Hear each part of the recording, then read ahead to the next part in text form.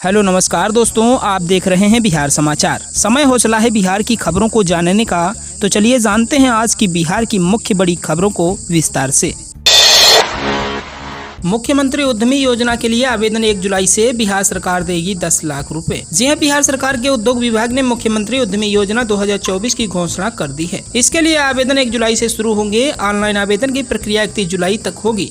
विभाग के अपर मुख्य सचिव संदीप पौंडरिक ने इस संबंध में जानकारी दी है। उन्होंने बताया कि मुख्यमंत्री उद्यमी योजना 2024 से 25 के लिए ऑनलाइन आवेदन 1 जुलाई से लिए जाएंगे। आवेदन पोर्टल 1 से 31 जुलाई 2024 तक खुला रहेगा। इच्छुक व्यक्ति इस बीच आवेदन कर सकते हैं। इससे पहले जरूरी कागजात तैयार कर लें। लालू यादव समेत 78 आरोपितों के खिलाफ सीबीआई ने दायर की अंतिम चार्जशीट। रेलवे में नौकरी के नाम पर जमीन लेने का है मामला। जहां लैंड पर जब मामले में तत्कालीन रेल मंत्री लालू प्रसाद यादव और परिजनों सहित 78 आरोपितों के खिलाफ सीबीआई ने फाइनल चार्जशीट दाखिल की है। जमीन के बदले नौकरी देने के मामले में केंद्रीय जांच ब्यूरो सीबीआई ने शुक्रवार 7 जून 2024 को पूर्व रेल मंत्री लालू प्रसाद यादव और 77 अन्य आरोपितों के खिलाफ निर्णायक आरोप पत्र दाखिल कर दिया है। इस आरोप पत्र में 38 अभ्यर्थियों के नाम भी शामिल हैं। सीबीआई ने अदालत को बताया कि इस मामले में सक्षम प्राधिकारी की मंजूरी का इंतजार है। विशेष सीबीआई न्यायाधीश विशाल गोगने ने आरोप पत्र पर विचार के लिए 6 जुलाई 2024 की तारीख तय की है। 29 मई को सीबीआई को निर्देश दिया कि वह नौकरी के लिए जमीन मामले में अपना निर्णायक आरोप पत्र दाखिल करें। कोर्ट ने समय दिए जाने के बावजूद निर्णायक आरोप पत्र दाखिल न किए जाने पर भी नाराजगी जताई भी।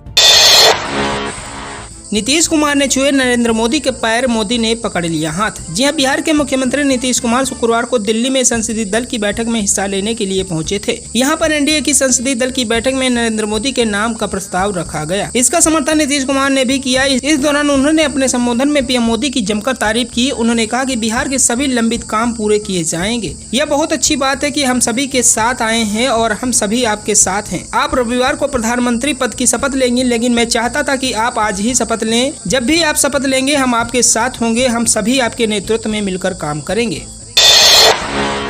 सड़क हादसे में इलाहाबाद विश्वविद्यालय के असिस्टेंट प्रोफेसर समेत 3 की मौत। बिहार में हुआ हादसा। जी हां, इलाहाबाद विश्वविद्यालय इबिब के अर्थशास्त्र विभाग में assistant professor doctor Anoop Kumar का बृहस्पतिवार को सड़क हादसे में निधन हो गया। दुर्घटना में उनके पिता एवं रिटायर्ड इंजीनियर सुरेंद्र प्रसाद सिंह और मेरे भाई भोला सिंह की मौत हो गई। झारखंड से बिहार आते वक्त यह हादसा हुआ। वह प्रयागराज में बैंक रोड स्थित टीचर्स कॉलोनी में रहते थे। 43 वर्षीय डॉक्टर अनूप अपने पीछे पत्नी और 2 बेटियों का भरा पूरा परिवार छोड़ गए हैं।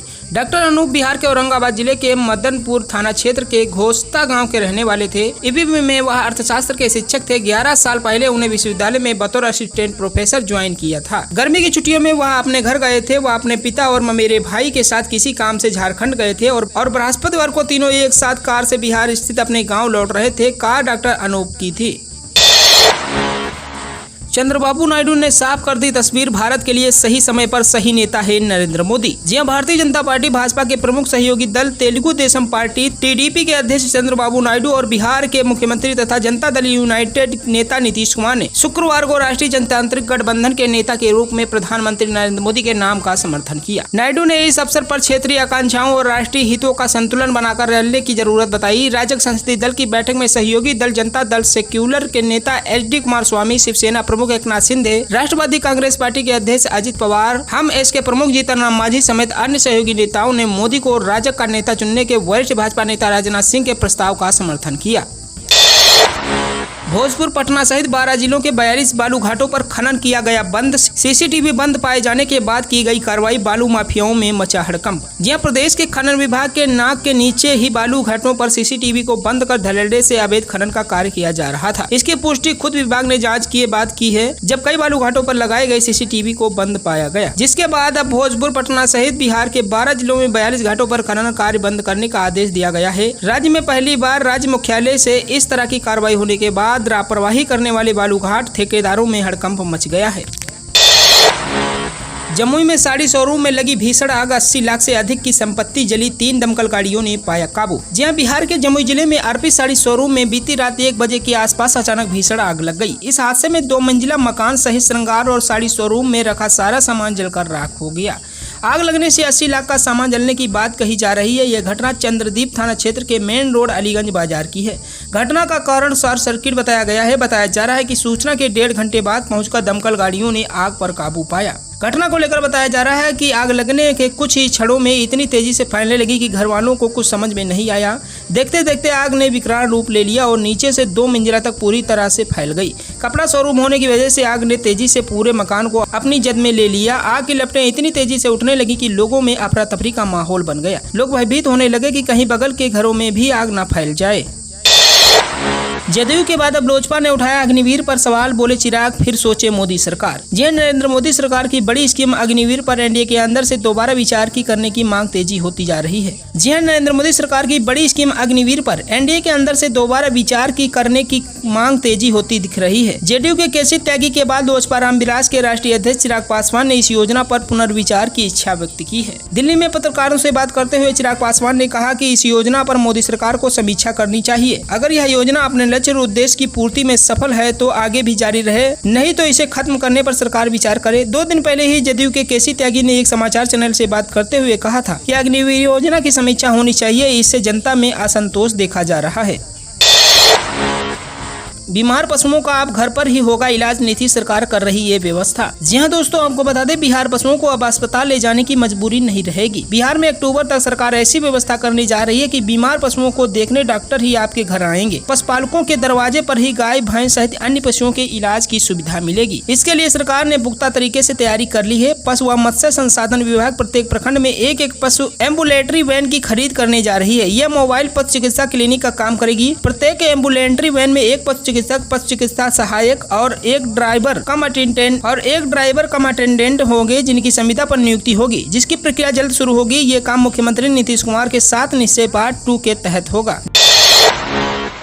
2025 में नीतीश कुमार के नेतृत्व में ही लड़ेंगे विधानसभा चुनाव। सम्राट चौधरी के बाद चिराग पासवान ने भी माना अपना नेता। यह केंद्र में एनडीए की सरकार बनने जा रही है, जिसके बाद अब चर्चा अगले साल के अंत में बिहार में होने वाली है। विधानसभा चुनाव को लेकर शुरू हो गई है। 2 दिन पहले जदयू की तरफ से कहा गया था कि 2025 का चुनाव नीतीश कुमार के नेतृत्व में ही लड़ा जाएगा। इसके बाद सम्राट चौधरी और विजय कुमार सिन्हा ने भी ये बात दोहराई। अब लोजपा के अध्यक्ष चिराग पासवान ने भी मान लिया है कि 2025 बिहार विधानसभा चुनाव में एनडीए का नेतृत्व नीतीश कुमार ही करेंगे। नई दिल्ली में बातचीत में चिराग पासवान ने कहा कि नीतीश कुमार ने बिहार में एनडीए का शानदार तरीके से नेतृत्व किया है। वो हमारे मुख्यमंत्री भी हैं और निश्चित रूप से बिहार में उनके नेतृत्व में ही आगामी विधानसभा चुनाव लड़ा जाएगा। चिराग पासवान ने अपनी बातों से ये भी साफ कर दिया कि नीतीश कुमार के साथ उनका पुराना मनमुटाव अब खत्म हो गया है।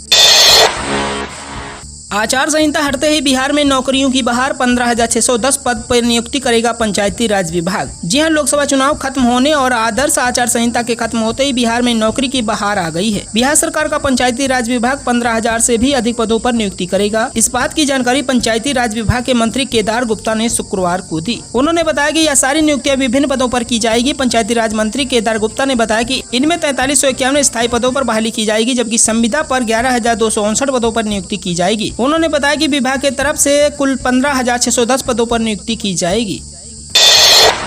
बिहार सरकार का बड़ा फैसला, 1 महीने में 1 करोड़ लोगों को मिलेंगे आयुष्मान कार्ड। जी हां, बिहार सरकार ने शुक्रवार को एक महत्वपूर्ण फैसले में केंद्र की प्रमुख योजना आयुष्मान भारत प्रधानमंत्री जन आरोग्य योजना के तहत 1 महीने में 1 करोड़ नए आयुष्मान भारत कार्ड जारी करने का फैसला किया। केंद्र सरकार की एक राष्ट्रीय सार्वजनिक स्वास्थ्य बीमा योजना है, जिसका उद्देश्य देश में कम आय वालों को हर साल मुफ्त 5 लाख रुपए तक के स्वास्थ्य बीमा कवरेज प्रदान करना है। यह एक केंद्र प्रायोजित योजना है और इसे केंद्र व राज्य दोनों सरकारें वित्त पोषित करती हैं। बिहार के स्वास्थ्य मंत्री मंगल पांडे की अध्यक्षता में एक उच्च स्तरीय समीक्षा बैठक में यह निर्णय लिया गया। बिहार राज्य स्वास्थ्य सोसाइटी द्वारा जारी एक बयान में कहा गया कि मंत्री ने स्वास्थ्य विभाग के अधिकारियों को राज्य में पात्र लाभार्थियों को 1 महीने में 1 करोड़ नए आयुष्मान भारत कार्ड जारी करने को निर्देश दिया है।